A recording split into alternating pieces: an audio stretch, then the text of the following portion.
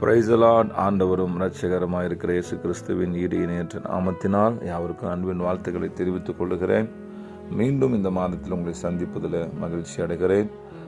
நீங்கள் எல்லாம் நல்லா இருப்பீங்க நான் விசுவாசிக்கிறேன். ஆண்டவர் உங்களை ஆசீர்வதிப்பாராக. இந்த மாதம் கூட 1 ராஜாக்கள் புஸ்தகம் 3ஆம் அதிகாரம் அதனுடைய 13வது வசனத்தை ஆண்டவர் நமக்கு கொடுக்கிறார் வாக்குத்தத்தமாக. சாலமோனிடத்தில் சொல்லுகிறார், நீ கேளாத ஐஸ்வர்யத்தையும் மகிமையும் உனக்கு தந்தேன். உன் நாட்களில் இருக்கிற ராஜாக்கள் ஒருவனும் உனக்கு சரியானவன் இருப்பதில்லை என்று சொல்லி ஆண்டவர் இந்த மாதம் ஒரு வாக்குத்தத்தம் தருகிறார். நீ கேட்பதை மாத்திரமல்ல, நீ கேளாததையும் நான் உனக்கு தருவேன் என்று சொல்லி. இதை கேட்டுக்கொண்டிருக்கிற உங்களை பார்த்து தான் சொல்றேன். எத்தனையோ நாட்களோ ஏதோ காரியங்களை கேட்டு ஆண்டு சமூகத்தில் பெற்றுக்கொண்டிருப்போம். ஒருவேளை இன்றைக்கு நிலுவையில் கூட இருக்கலாம், பெறாமல் கூட. ஆனால் ஆண்டு இன்னைக்கு விசுவாசத்தோடு கூட நான் சொல்றேன், இன்னைக்கு உங்களை பார்த்து சொல்றாரு, நீ கேட்பதை மாத்திரமல்ல, நீ என்னிடத்துல கேளாம இருப்பதையும் நான் உனக்கு தர வல்லவராய் இருக்கிறேன். ஆமென்.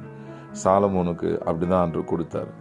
ஐஸ்வர்யத்தை கொடுத்தாரு, மகிமை கொடுத்தாரு.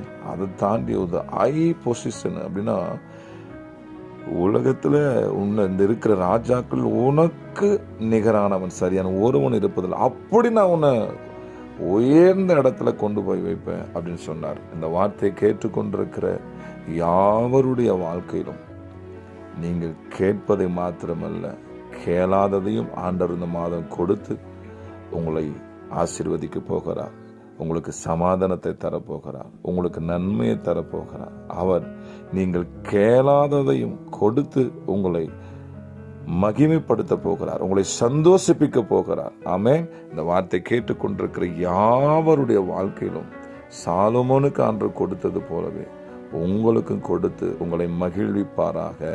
ஆமென். ஆமென். God bless you.